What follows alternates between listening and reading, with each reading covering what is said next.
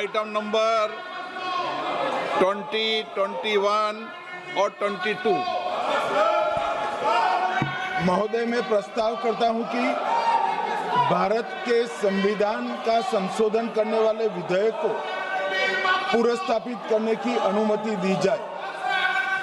महोदय, मैं प्रस्ताव करता हूं कि जम्मू कश्मीर पुनर्गठन अधिनियम 2019 का संशोधन करने वाले विधेयक को पुनर्स्थापित करने की अनुमति दी जाए। महोदय, मैं प्रस्ताव करता हूं कि संघ राज्य क्षेत्र शासन अधिनियम 1963 का संशोधन करने वाले विधेयक को पुनर्स्थापित करने की मंजूरी दी जाए।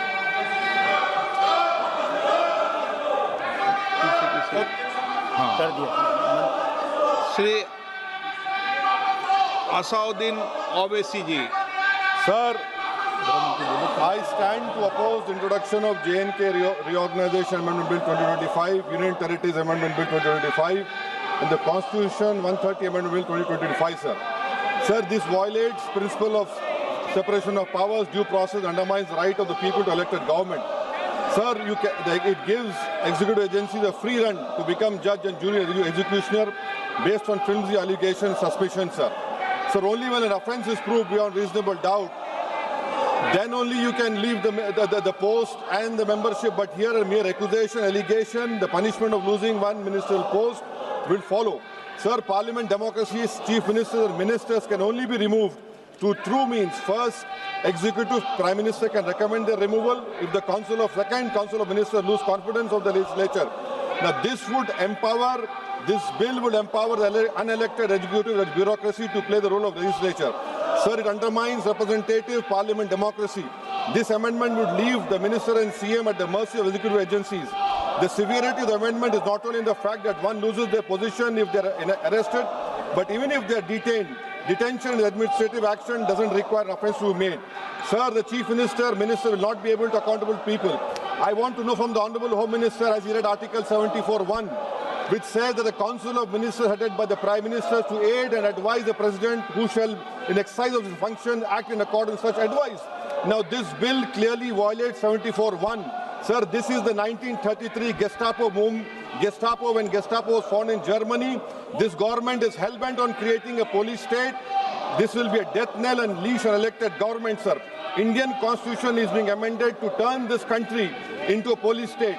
BNS 152, the Home Minister promised in this House that sedition would not be used. Section 316, Section 9 of BNS, PMLA Section 4, all these can be used to destabilize an elected government, sir. That is why I oppose the introduction of all these three bills. This is nothing but creating a Gestapo to ensure that our democracy does not survive. And may I tell the Honourable Home Minister, despite his promise on BNS 152, 152 has been used against a senior journalist, Siddharth Vardhan, Assam also. That is why I oppose this introduction of three bills, sir. Thank you.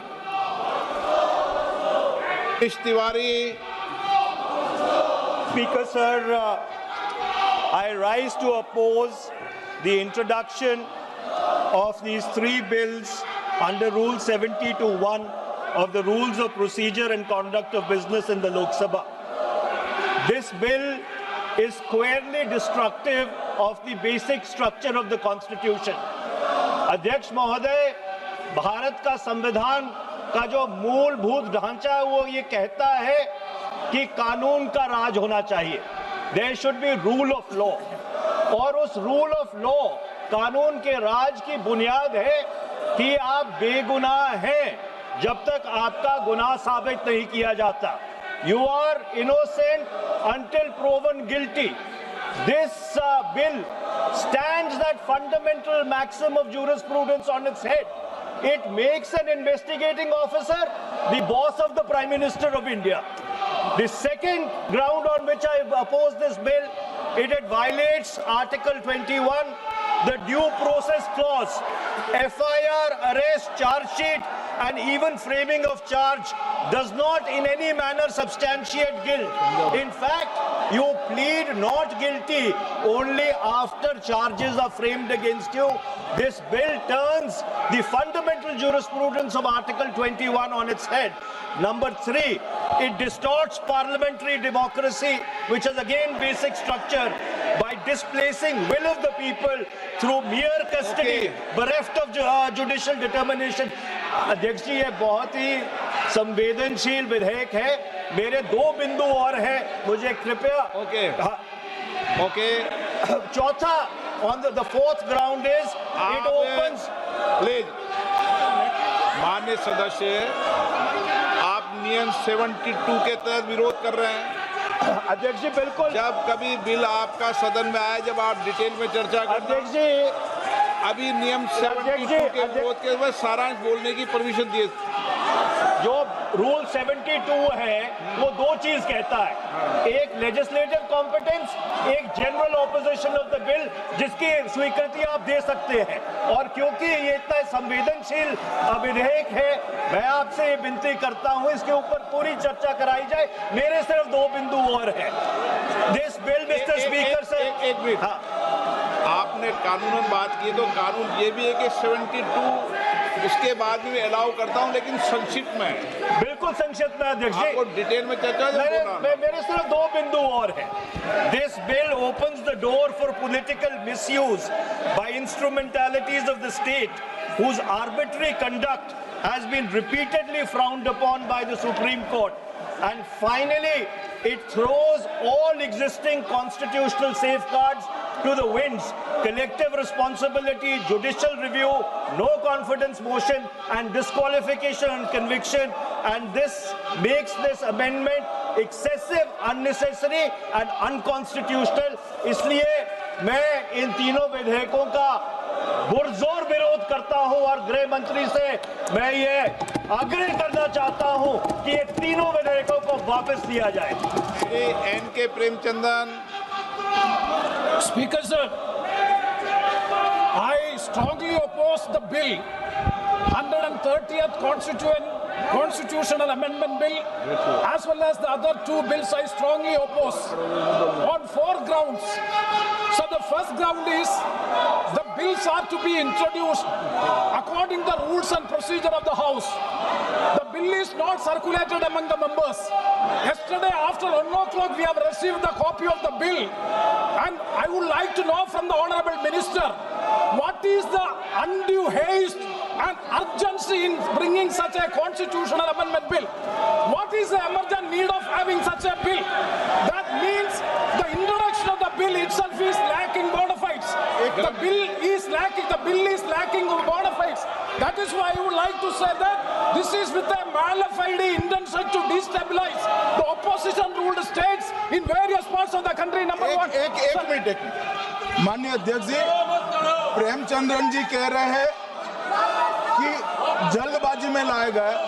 इसका सवाल इसलिए नहीं उठता कि मैं इस bill को संयुक्त समिति को सौंपने की दरखास्त करने वाला हूं. इस पर संयुक्त समिति जो राज्यसभा और लोकसभा पक्ष और विपक्ष सभी सांसदों की बनेगी, जो इस पर विचार करेगी और आपके सामने लेकर आएगी.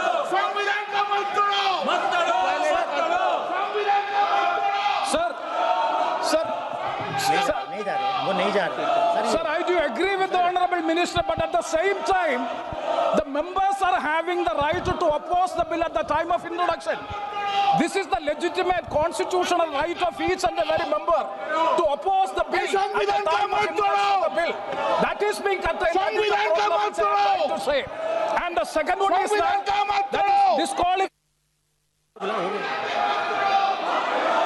Shri Venugopal.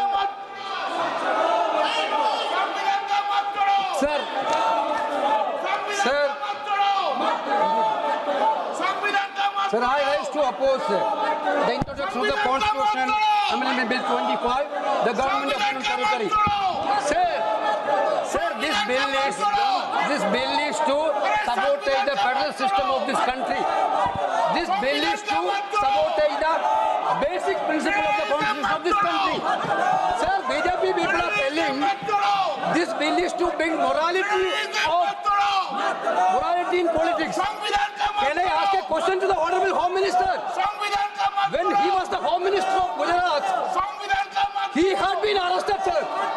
Whether he took the morality of that point of time, ये विषय नहीं है माननीय सदस्य। morality of that point of time. गृह मंत्री जी, अब मुझे सुनो जरा, मुझे सुनो गृह मंत्री जी, मुझे सुनो ना, पहले बैठ जाओ। प्लीज। हाँ, गृह मंत्री जी। माननीय अध्यक्ष जी, मैं रिकॉर्ड क्लियर करना चाहता हूं। मुझ पर झूठे आरोप लगाए तब अरेस्ट होने के पहले मैंने नैतिकता के मूल्यों का हवाला देकर इस्तीफा भी दिया और जब तक मैं कोर्ट से निर्देश नहीं हुआ कोई संविधान पद मैंने स्वीकार नहीं किया। ये क्या सिखाते हैं नैतिकता में? मैं तो इस्तीफा देकर गया था और मैं तो चाहता हूं कि ये नैतिकता के मूल्य बढ़े। हम ऐसे निर्लज्ज नहीं हो सकते कि हम पर आरोप लगे और हम संवैधानिक पद पर रहें। अरेस्ट के पहले मैंने इस्तीफा दिया है। माननीय सदस्य, आप बिल पर बोलिए। आप 72 के नियम के तहत बोलिए। Sir, this name है आपका डायरेक्शन है 19 आप 72 नियम के तहत बोलिए। सर लाइक नहीं है सर। नियम के तहत बोलो आप 72। सर दिस आपका डायरेक्शन है 19A 19B। हाँ है। साफ्ता राउंड कॉल भी है। हाँ। Very clearly telling at least 1 week notice is needed for introducing a bill. Sir, I am telling that this bill is to target the opposition ruling government. This bill is to threaten the people like Nitish Kumar and Chandrababu Naidu. This bill is to blackmail. Sir, out of sir, my point one. आप माननीय सदस्य, आप 9 चलिए। धर्मेंद्र प्रधान जी बोलना चाहते हैं? प्रधान है यादव। आपके मेंबरों को बिठाओ।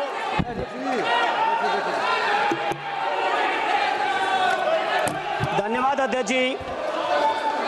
मैं ये जो तीनों के तीनों विधेयक आए हैं, संविधान का 130वां संशोधन विधेयक 2025, 1 मिनट, संघ राज्य विधेयक, देश देख रहा है आपको, संघ राज्य शासन विधेयक 2025, जम्मू कश्मीर पुनर्गठन विधेयक 2025, इन तीनों का माननीय अध्यक्ष जी अपनी पार्टी अपने नेता आदरणीय अखिलेश जी की ओर से पुरजोर विरोध करता हूं।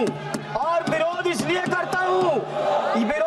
करता हूं माननीय गृह मंत्री जी, बहुत नैतिकता की बातें कर रहे हैं आपने भाषण दिए थे चक्की पी सिंह महाराष्ट्र में, जिनको लेके डिप्टी सीएम बना के घूम रहे हैं आप।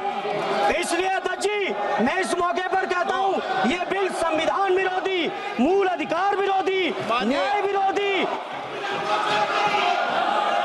माननीय अध्यक्ष जी, मैं प्रस्ताव करता हूं कि भारत के संविधान का संशोधन करने वाले विधेयक, संघ राज्य क्षेत्र शासन अधिनियम 1963 का संशोधन करने वाले विधेयक और 2019 का और संशोधन करने वाले विधेयक को माननीय अध्यक्ष जी द्वारा नाम निर्देशित किए जाने वाले इस सभा के 21 सदस्य और उपसभापति द्वारा